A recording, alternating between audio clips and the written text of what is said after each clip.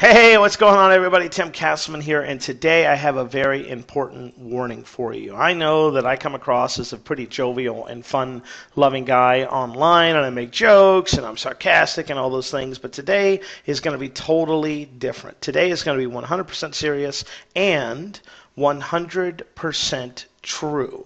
Now, before I begin, I need to do a few disclaimers. This is actually the second time I've recorded the video. The reason it's the second time is the company in question that you can see on the screen had the first one taken down because they were worried about their privacy. And what they're really worried about is this story getting out because it's not exactly favorable. So I'm going to tell you my experience with the offline assistant and dealing with a member in their staff by the name of Kevin.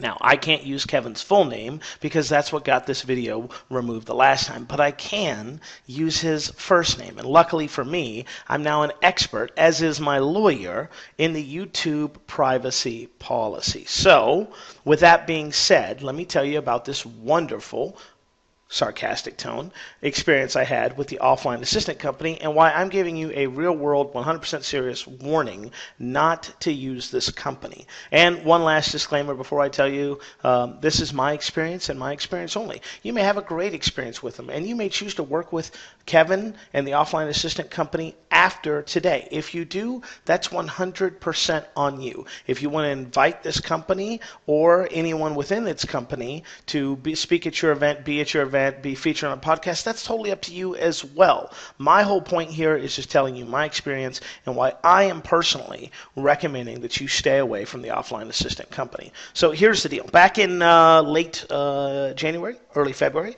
hired the offline assistant company. Met with their sales representative and was pretty impressed by what they were offering. At that time, they were doing $1,000 a month, 24-hour turnaround, and unlimited task, no anything, right? No restrictions, no, you can't do that, we're not going to do this, we're not going to do that. Things go okay. Not great, but okay. As I told people, I went ahead and said they did 80% right.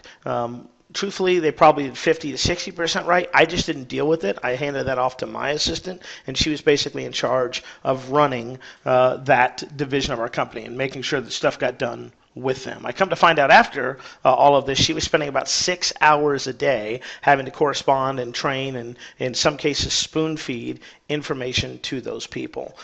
So we hire them, things are going okay, we have some hiccups, but things are generally going decently well. October 5th, 2015, we start a physical product company online. We do the drop shipping model. So we do free plus shipping offers. They're drop shipped directly from the manufacturer to the customer. We don't have any inventory. All that we do is take your money on our Shopify store and then fulfill the order, in this case through AliExpress, and then once that happens, it's shipped directly to you. We never see the product, and if everything goes well, we never interact with the customer. If it doesn't go well, then we go ahead and have some customer support stuff. So we had hired the offline assistant in this capacity as well, and their job was to do our customer service and support and to fulfill our orders. And we got pretty lucky in the fact that we found a hit product right, within the first couple weeks of being open, and this thing exploded. And it resulted in several, like tens of thousands of dollars in sales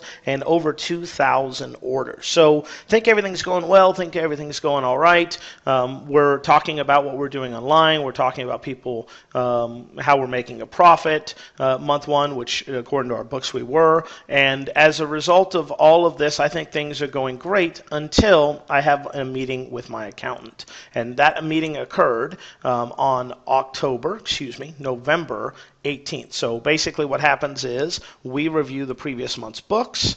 So in October, we review September's books. For October's books, we reviewed them in November. So we sit down, we talk about this new division of the company, and I immediately notice that our cost of goods sold, the line item in our profit and loss statement, is about $2,000 higher than the daily spreadsheet that we have the offline assistants fill out for us. So we have a spreadsheet that basically breaks everything down. How much we spent on ads, what our profit was for the day, or what our total sales were, what our cost of goods sold, and then our profit left over. And they get that information directly from the orders that were supposedly being placed. So I see this $2,000 overage, and I'm like, that's weird. So I asked my assistant, said, hey, do some checking. I'm noticing some discrepancies on the numbers here, and it's not a little bit of money, it's like $2,000, and tell me what's going on. And about 24 hours later, she hits me up. It's like 2 o'clock in the morning, so it's actually, I think, the 20th of November, because it's 2 o'clock in the morning on the 20th, and she goes, hey, yeah, it's not good. And I'm like, what do you mean it's not good? She goes, yeah, apparently, somehow, the offline assistant company has people that were fulfilling our orders, but they were fulfilling them wrong. And for that most popular product, the one that's made up 85% of your income, well, guess what? They were double ordering that. So if we said, or if a customer ordered one, well, they were ordering two. And if the customer ordered two, they were ordering four, and so on and so forth, right? And as a result of that, they basically had been double ordering our most popular product, shipping that to the customer at our expense. So the customer only paid for one, but we were paying for two because we were such a generous company that we thought you should have double. So when that happens, I immediately reach out to Kevin and I say, Kevin, hey, something's wrong here. I'm just letting you know it looks like we're going to have some overages. I'm going to do a full accounting and report, and when I do that, I'll get back to you, but this doesn't look good. In fact, I think my email to him specifically said, like, if this is under $4,000 or $5,000, we'll consider ourselves lucky. So I immediately get to work. We pull all the Shopify orders. We pull the AliExpress orders. I get credit card statements. We get it all just to line everything up. And then I have the offline assistant company pull the last 100 orders so I can spot check those. So I personally review the 100 orders. And out of those 100 orders, would you like to guess the error percentage, family? Would you say 50%? Higher. 60%? Higher. 70%? Higher. Your nuts starting to shrivel a little bit? 80%, Tim? Higher than that. Turns out, in those 100 orders that I spot checked, there was an 85% error rate, which means 85% of the time they got it wrong. So, and this company is not a small company, allegedly, right? It's got 22 employees. They have a project manager that's supposed to review everything. And what had been going on is this.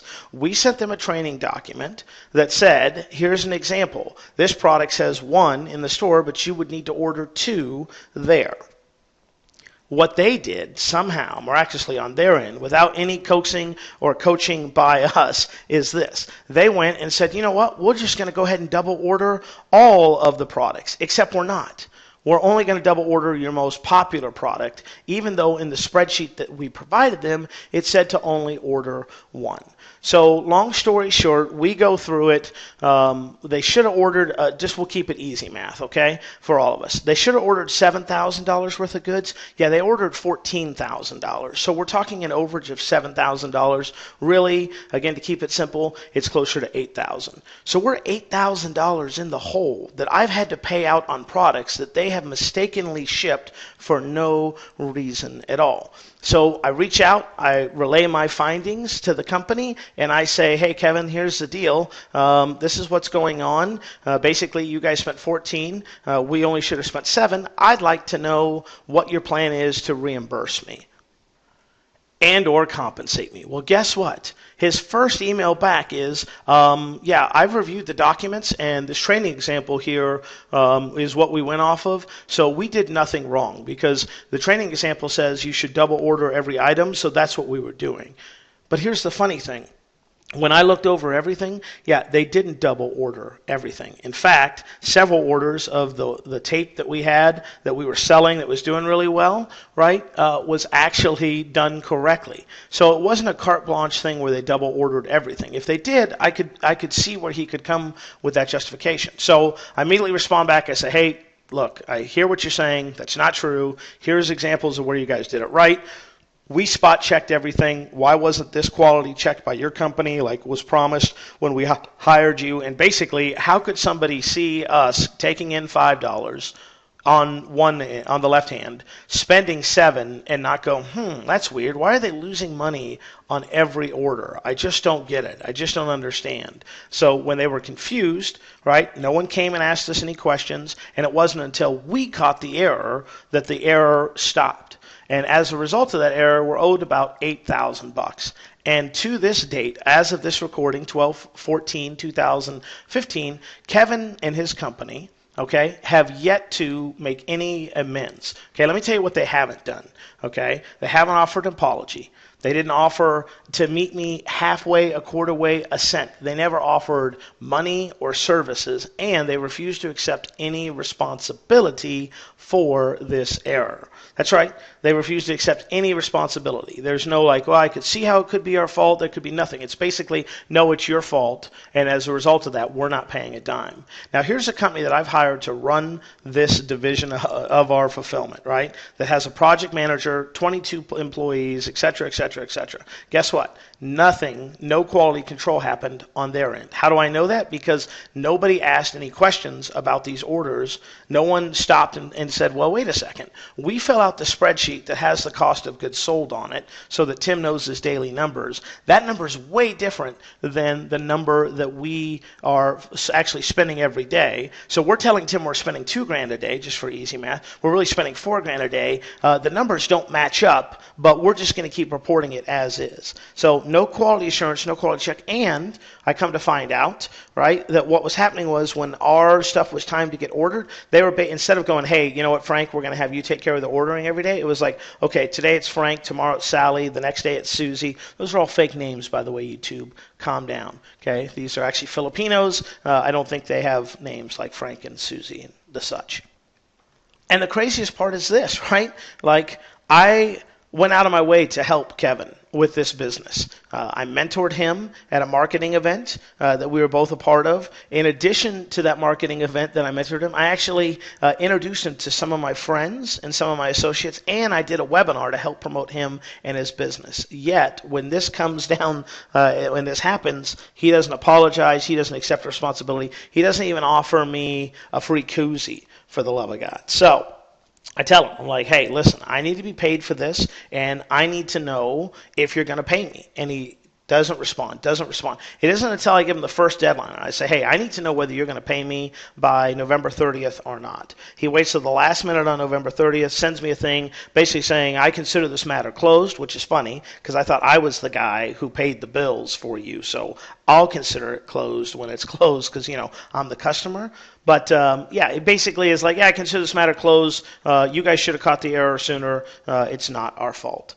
So that does not work for me, and that's why I'm making this video, because I just want you to know, as a potential possible customer of the offline assistant company, that if you run into an error like I have, if you have documentable proof where you can say, hey, here's the error, here's where your people messed up, here's, you know, the invoices, here's everything so you can 100% true and correct see it, that they are not going to accept responsibility. And even worse than accepting responsibility, they're going to blame it back on you because it was a training error, or because you didn't spot check this order, because you didn't do this or that. They are not going to accept responsibility. Now, I am fortunate enough, I guess, as I say air quotes, to be in a financial position where I can absorb this loss without it being a huge deal.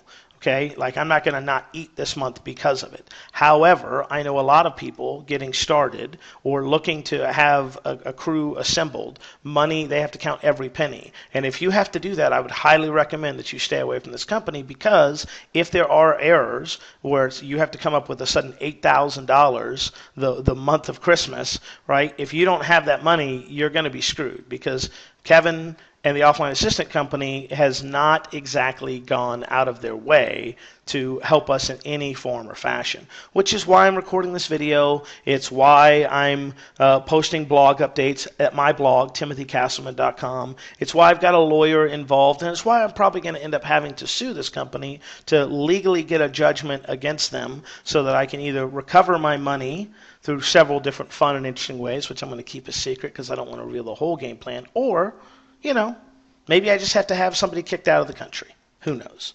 All I know is this. For me, in my experience, I would stay away from the offline assistant company. I would look for a company that is going to be reputable in the fact that they will sign a document that says, hey, I acknowledge that if there are any mistakes, that we will be responsible, financially liable for those, and we will compensate and indemnify you. And if you ever work with a company where someone in the company does not take care of you as best as you think they should, you should definitely move on from them. But if you really think, like in certain cases like this, you should definitely be ready to fall on your sword and share this story with people. Because, you know, it's $8,000. It's a little embarrassing that we lost that. It's even double embarrassing that we can't get a company to stand behind their word. And, you know, lesson learned for us. And I hope that you have learned a valuable lesson from this, and that is twofold. One, be sure to double check, triple check the people that you work for, get everything you can in writing, okay? And specifically, I would reach out if you're going to work with a company like this or any company